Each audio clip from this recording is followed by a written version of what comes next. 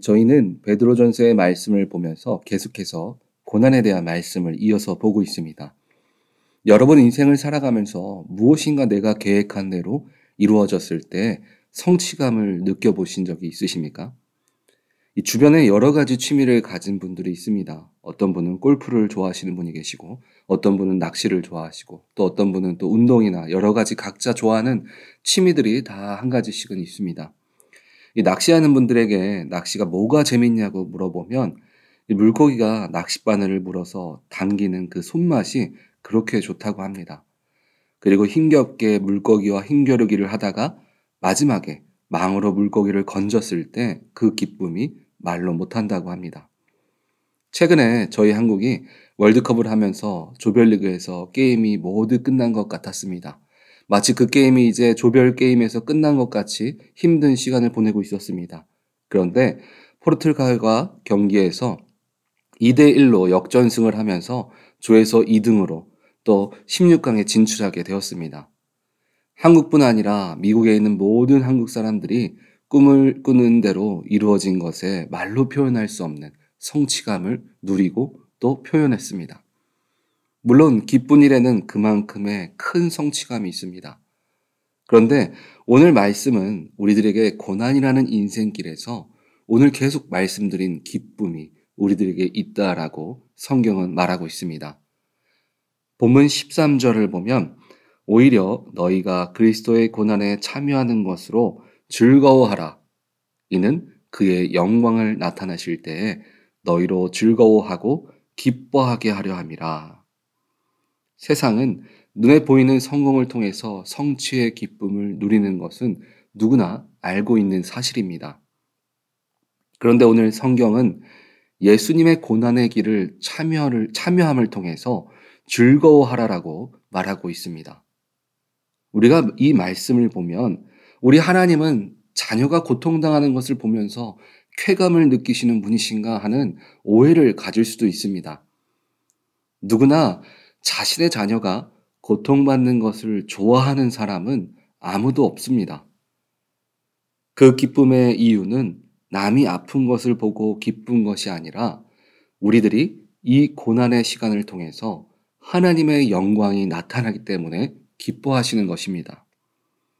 하나님이 우리들의 이 고난을 통한 영광 속에서 단순한 기쁨이 아니라 성경에 기뻐하다라는 말은 여러 가지 의미로 해석하고 있습니다.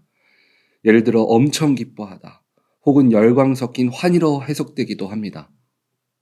하나님은 우리들이 고난을 통해서 성숙해지는 것 때문에 기뻐하시고 또 우리들은 고난을 통해서 하나님께서 장차 주실 기쁨의 축복을 바라보며 기뻐할 수 있다는 것입니다. 오늘 성경은 이어서 보면 14절에 너희가 그리스도의 이름으로 치욕을 당하면 복 있는 자로다. 영광의 영, 곧 하나님의 영이 너희 위에 계심이라. 우리가 생각하는 기쁨의 요소가 반대로 나타나고 있다는 것을 깨달을 수 있습니다. 부정적인 일들이 우리들에게 일어납니다. 고난, 또 치욕 등 어려운 일들이 우리에게 일어나지만 오히려 이것들이 긍정적인 영광으로 나타나고 있습니다. 계속해서 우리들이 이야기하는 것이지만 고난은 고난인데 무엇이 우리들에게 기쁨이 되는 것일까요? 그 첫 번째는 오늘 본문 14절의 마지막 부분을 보니까 이렇게 이야기하고 있습니다. 하나님의 영이 너희 위에 계신다. 고난을 통해서 우리와 함께하고 계신다는 것입니다. 우리가 고난이 있다는 것은 우리의 힘으로 무엇인가 해결할 수 없는 일들이 지금 우리들에게 있다는 것입니다. 사람의 능력과 생각으로는 이해하거나 감당할 수 없는 일들이 일어나고 있다는 것입니다. 그런데 우리가 부족한데 왜 그것이 기쁨이 됩니까? 예수님께서 공생의 기간 동안에 하나님의 아들인 예수님께서 이 땅 가운데 오신 이유에 대해서 누가복음 5장 31절과 32절을 보면 이렇게 말씀하고 있습니다. 예수께서 대답하여 이르시되 건강한 자에게는 의사가 쓸데없고 병든 자에게야 쓸데있나니 내가 의인을 부르러 온 것이 아니요 죄인을 불러 회개시키러 왔노라. 내가 부족하고 연약할수록 우리 주님께서 우리에게 더욱 가까이 오시기 때문입니다. 주님이 부족한 우리와 가까이 하시기 위해서 노력하고 계시기 때문에 기쁨이 된다는 것입니다. 비록 내가 지금 현재는 부족하지만 그 부족함 때문에 하나님이 우리와 함께 하신다는 것입니다. 두 번째는 주님이 영광이 되시기 때문입니다. 내 고난이 왜 하나님의 영광이 되십니까? 나는 능력이 없고 물질도 없고 육신이 아파서 병원에 누워 있는데 그것이 왜 하나님의 영광이 되고 기쁨이 됩니까? 오늘 본문도 보면 이렇게 말합니다. 본문 16절을 보면 만일 그리스도인으로 고난을 받으면 부끄러워하지 말고 도리어 그 이름으로 하나님께 영광을 돌리라. 우리는 그냥 고난을 받고 그냥 세상적으로 가난한 사람이고 육신이 아픈 것이 아닙니다. 오늘 16절 말씀에는 신약 성경에 단 3번밖에 쓰이지 않는 단어가 있습니다.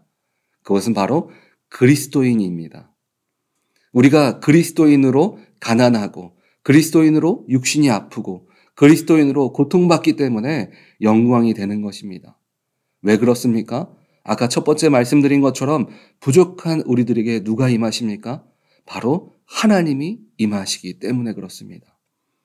우리의 능력으로 도저히 할 수 없는 일들이라는 것을 모든 사람이 알기 때문에 나에게 일어나는 모든 일들이 하나님이 하셨음을 깨닫게 되기 때문입니다. 그렇다면 우리는 이런 고난 속에 주님의 영광과 기쁨 속에서 하나님 안에 어떤 성취감을 가질 수 있을까요? 첫 번째는 말씀이 깨달아지는 성취감입니다. 내가 고난받고 있는 상황은 변하지 않습니다. 그런데 하나님의 말씀으로 인도함 받고 있다는 그 깨달음이 우리들에게 성취감을 주는 것입니다. 그리고 두 번째는 말씀이 이루어지는 성취감입니다. 비록 우리가 깨달아졌다고 해서 우리 인생 가운데 레드카펫처럼 좋은 일들로 쭉 깔려 나가는 것이 아닙니다. 오늘 말씀처럼 그 길이 고난일 수도 있습니다.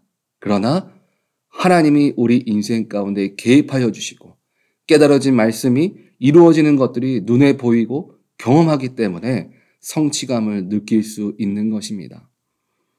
이것은 세상이 주는 성취감과 다릅니다. 세상의 것들은 그냥 한순간의 꿈이 이루어진 그 순간 성취감을 갖는 것으로 끝이 납니다. 그렇다면 그리스도인이 갖는 성취감은 무엇이 다를까요? 로마서 8장 14절과 16절 말씀을 보니까 이렇게 말합니다.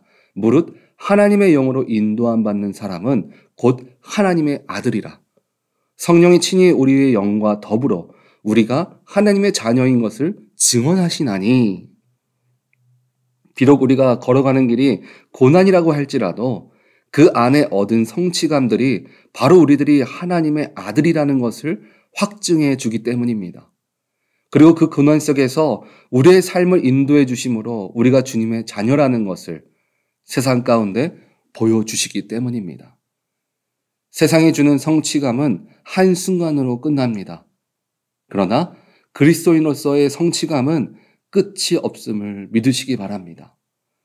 우리 오렌지 한인교회 성도님들은 세상에 주는 성취감을 위해 노력하는 자들이 아니라 끝이 없는 주님의 자녀로 확증받고 주님이 증언해 주시는 축복을 누리는 성취를 모두 누리시기를 주님의 이름으로 축원드립니다. 아멘.